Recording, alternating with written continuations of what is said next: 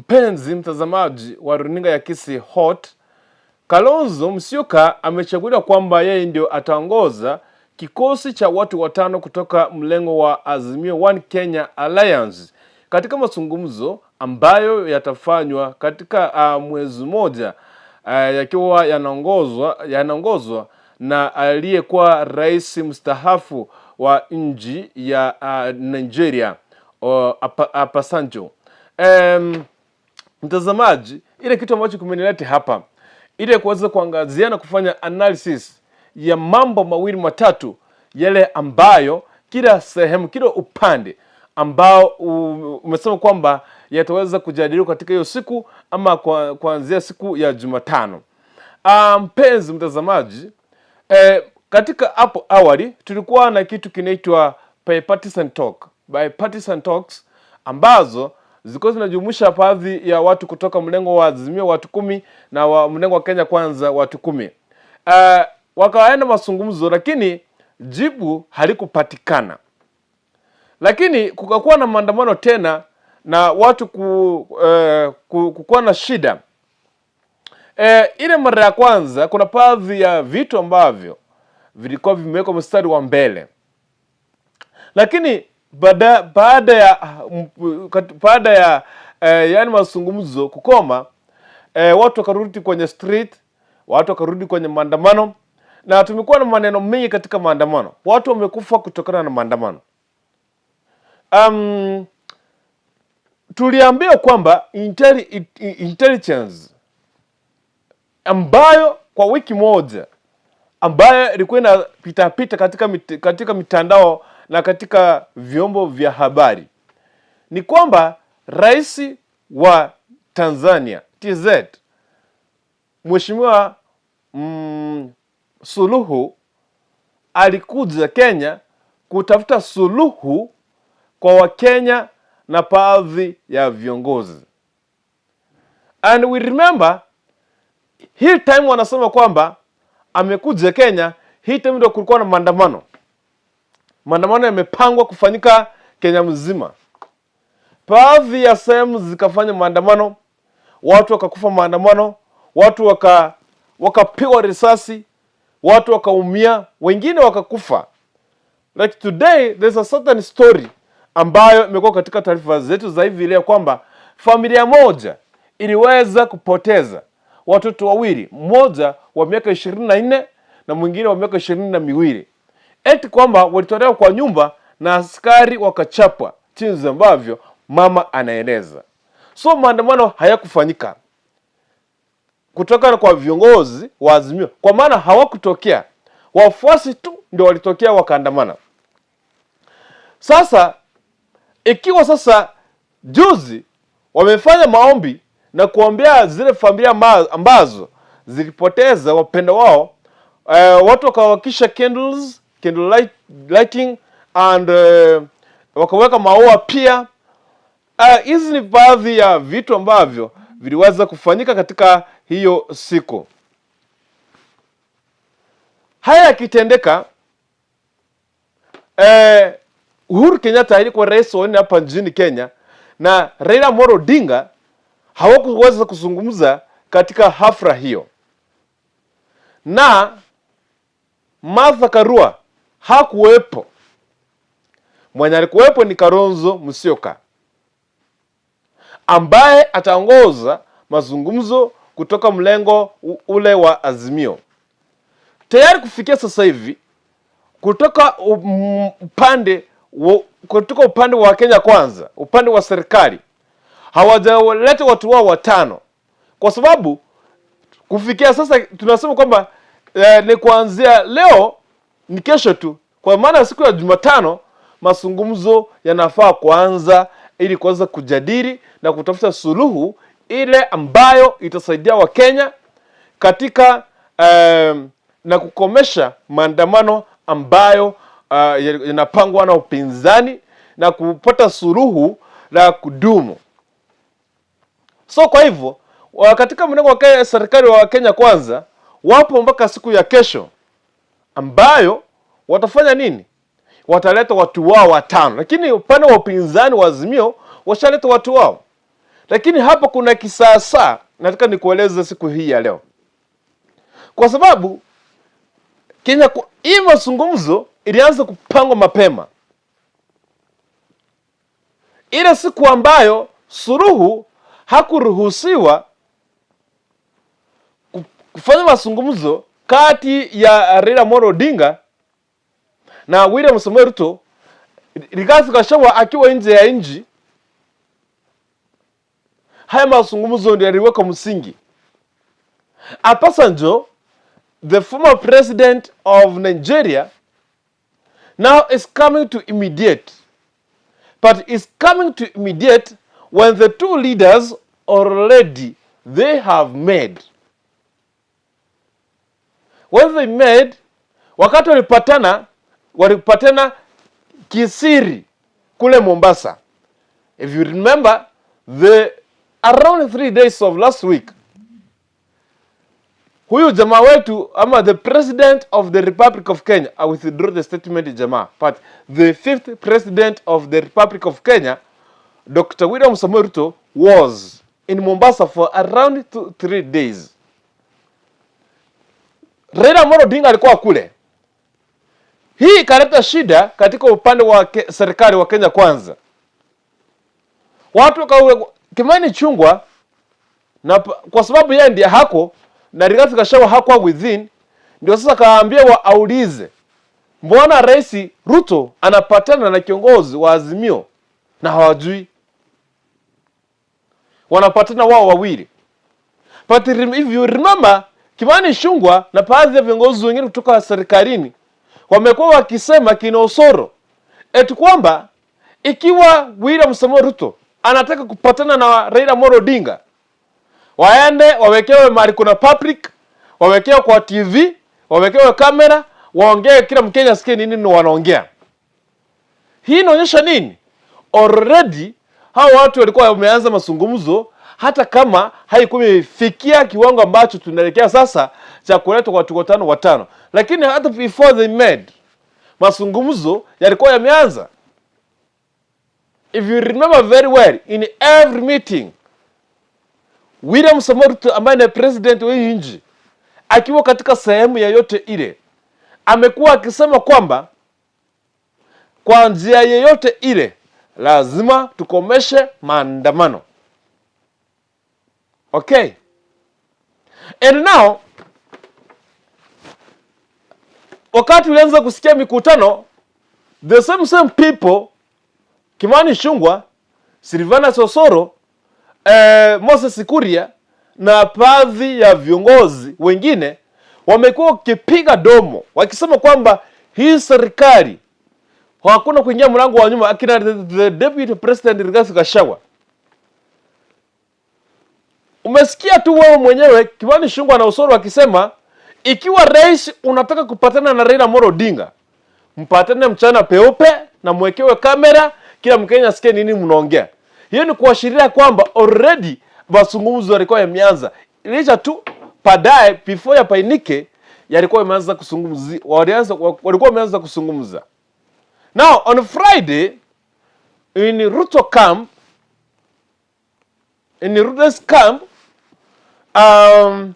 the majority leader ambaye ni Kimani Chungwa aliandika kwamba Raila Ruto talks, aka identify vitu 5 ambazo walisema kwamba ndio sasa Raila Ruto wameagree wataenda kuongelelea.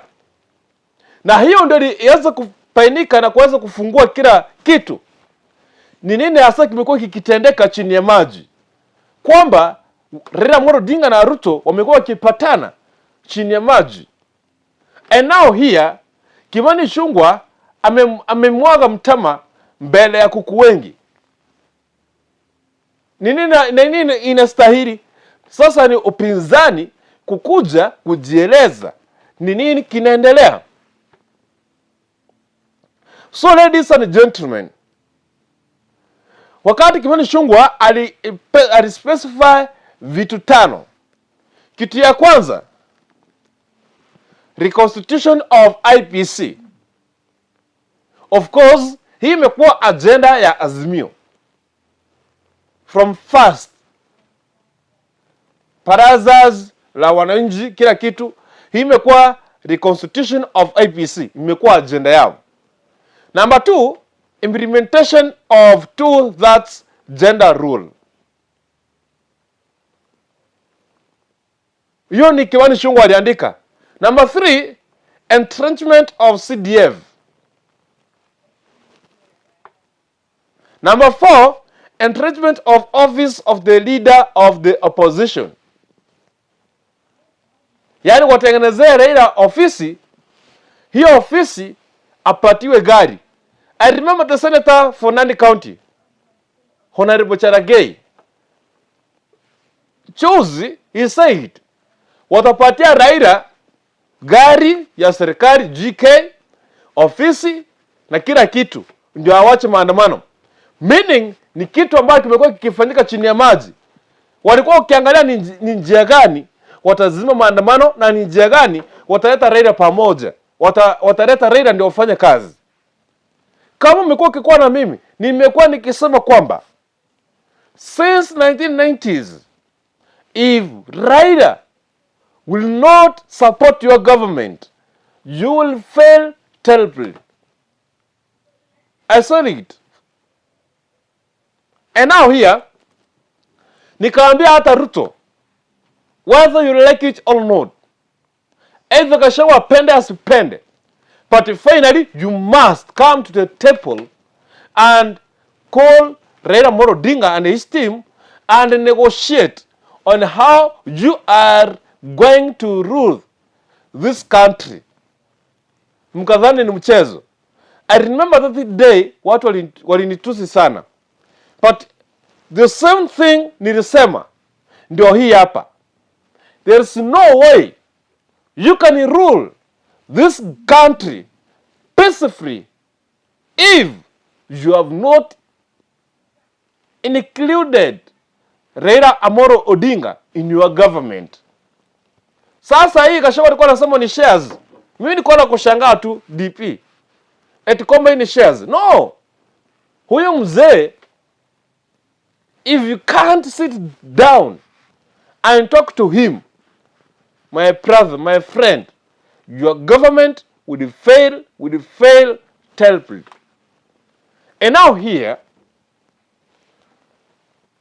they want to implement the office of the opposition, meaning they want to put resources to that office, everything to that office, so that waweze kurudi pamoja. And now, the last thing, kutoka sehemu hii ya Kenya Kwanza, empanelment of the office of the Prime Cabinet Secretary, this guy, our brother from Western, Madividi. That was from Ruto's camp. Remember, during this time, wakati Ruto's camp wana specify the key things they want to discuss with Azimio. Azimio haikuwa imepeana anything, but kulikuwa na rumors eti kwamba Raila Ruto wamepatana na wamenegotiate. What they have negotiated is this and this. Na hii ikaleta joto kwa Wakenya, kwa sababu wale mahasara, mama mboga, mtu wa poda, yule maskini ambaye watoto wamewawa, watu wamekufa kwa maandamano, wamepigwa risasi, walikasirika because in this agenda there was no end agenda of this is what we call tax ama mambo na gharama ya maisha. So Wakenya wakajam. Now allow me to say this. After all of this, kumbe walikuwa wameagree. I want to open your eyes. I want to open your eyes. Let me help you to open your eyes, because people, they were brainwashed. Watu walianza kucomplain sasa Raila Amolo Odinga eti no. Kama uliangalia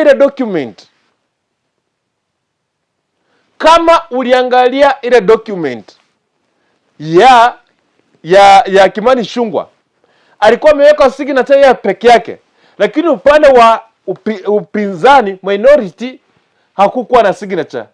Majority leader alikuwa ameweka signature yake. But hapa side nyingine hakukuwa na signature ya minority. Meaning hii kitu ambayo alikuwa ameongea, kila mtu alikuwa analeta, huyu analeta zake na huyu analeta zake, wengine kwa meza wajadili. And now upande wa Raila Amolo Odinga yesterday walisema hivi, hii yote ambayo ilikuwa imetoka mara ya kwanza ambayo imeanza kuleta joto hapa nchini Kenya ilikuwa kutoka kwa upande wa Kenya Kwanza, haikuwa kutoka kwa Azimio. Na ukiangalia hakika ile form haikuwa imewekwa signature ya minority. Nimetoka hapo.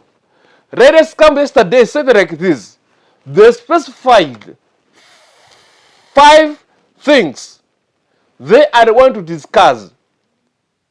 Number 1 is cost of living. Na hii ndio imefanya Wakenya wakakasirika, wakatoka kwa maandamano. Maisha, gharama ya maisha. This is the backbone of everything. Hizi zingine hata zikifail, but cost of living must. Number 2, audit of election servers.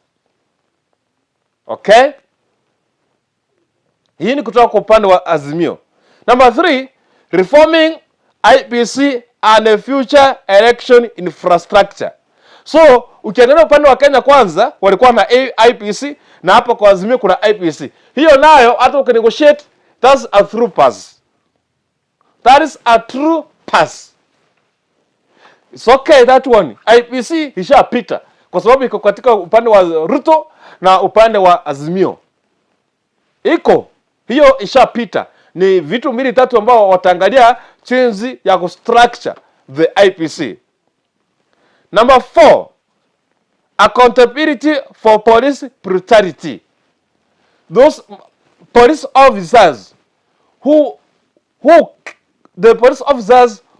killed the innocent citizens who were demonstrating and picketing in several towns, they'll be accountable under the Constitution of 2010. And if you remember very well, the President of the Republic of Kenya and CS Kindiki, they praised,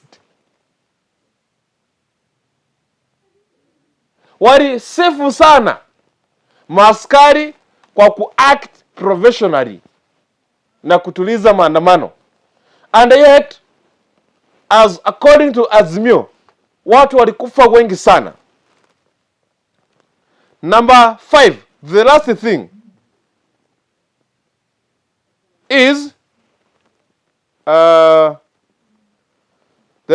is respect for political parties remains a part of their focus. Yes, political parties. Here Azimio wanataka political parties to be respected. Hii mambo umesikia kusema umadaya wa wanasiasa, unahama, unaenda, unatoroka before event period time ambayo imewekwa ija expire, mtu ashahama. Mtu analipwa pesa.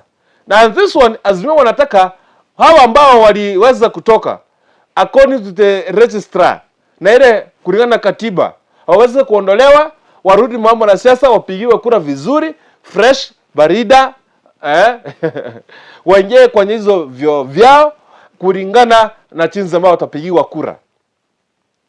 Hayo ni vitu ambavyo kila upande ushatoa maoni yao. Na sasa kitu imepaki ni Kenya Kwanza kuleta watu wao 5. Siku ya Jumatano mazungumzo yaanze, na mazungumzo yatachukua mwezi mmoja. Sawa sawa. Unless and then watu watapicket, wataandamana hadi waweze kusikika. So Zakayo walisema Zakayo atashuka. Zakayo ameanza kushuka na ameanza kusikiliza Wakenya. Sasa very soon atakuwa mtakatifu. Wafuasi wake Raila Amolo Odinga watampenda, watafanya kazi pamoja. And now nataka usikize vizuri. The talks ambazo zinaenda kwanza on Wednesday, very very tricky. They are very very very tricky. Hii Raila amewekwa kwa mtego. Raila Amolo Odinga amewekwa kwa mtego. Sijui kama atapenya. I don't know. Amewekwa kwa mtego, my friend. How? Number one, as Kenya Kwanza wametaple. Hawajasema living cost of living. Hawajasema on Tuesday when the president William Samoei Ruto was in Mombasa, alisema hivi. Nisikize. Mkituambia tushukishe unga, tuangalie cost of living. Na cost of living was part of our agenda. Hiyo itawezekana aje? Na hapo ndio wanatoa pesa ya kufinance the financial bill of 2023. And yet mnataka uweze kupunguza. Mahakama ikafanya vile ilifanya kulingana na jinsi ambavyo walisema. And now the Azimio wanataka cost of living. Get me well. Huenda wataelewana kila kitu kutoka juu hadi chini, lakini cost of living itakuwa shida sana. Cost of living itakuwa shida sana. Na Kalonzo Musyoka yeye ndiye anaongoza. I want to tell Kalonzo Musyoka, the reason why Kalonzo Musyoka you were sent there to negotiate and talk on behalf of Kenyans. Raila Amolo Odinga anataka kukuachilia hii manto ya kuwa the next person to take from him. If Kalonzo ukifail, if Kalonzo fails kutetea wa Kenya cost of living in these talks, mambo na Raila, mambo na Martha Karua, mambo na Kalonzo Musyoka, mambo na Eugene Wamalwa, whatever, wote kwisha. Yataitwa kwisha. Hawatasimama tena. Huu ni mtego. Na Raila Amolo Odinga alipatana na Ruto. Aidha walielewana kivyao. Lakini huu mtego sasa umepaki kwenyu, Kalonzo Musyoka. It is either Kalonzo Musyoka you disagree everything, but mambo na cost of living hiyo nayo utetee wa Kenya. Ukifail na mkubali msema mmeelewana na mtagusia cost of living, nyinyi kwisha. I tell you, mtaisha leo. Now today is on the 1st July 2023. Get me well. If Kalonzo Musyoka fails to defend Kenyans from cost of living in these talks, if he fails, that is the end of Kalonzo Musyoka, Raila Amolo Odinga, Martha Karua, and the rest. Yes, Raila anataka kukuachilia hii kiti. Uchukue kijiti uende mbele. Enda ukiweka the first priority in your mind is the cost of living. If you forget to talk of cost of living, my brother Kalonzo Musyoka, forget. Just forget. No Kenya, no Kenyan, no Kenyan, no even single. Acha niseme hii. Hakuna Mkenya hata mmoja ambaye atasimama na aseme kwamba Kalonzo Musyoka tosha, Azimio tosha. If you fail to take cost of living as the first priority, hey, the cost of living was the first priority. Let it be the first priority. Kama kuna disagreement, let what hiyo mazungumzo ikatikie kwa cost of living, because it's the first thing you tabled on the table. Hey, the first thing you tabled on the table was cost of living. Start with it. If there is disagreement, na hizo talks ziishie hapo na apasanjo, what is kwa cost of living. But if you abandon, if you abandon the cost of living and continue with the rest, my brother Kalonzo Musyoka, nyinyi kwisha. Thank you, ladies and gentlemen. My name is Mto Dennis Kokurikuntu ndani ya Kisi Hot TV. See you in the next video. Bye bye.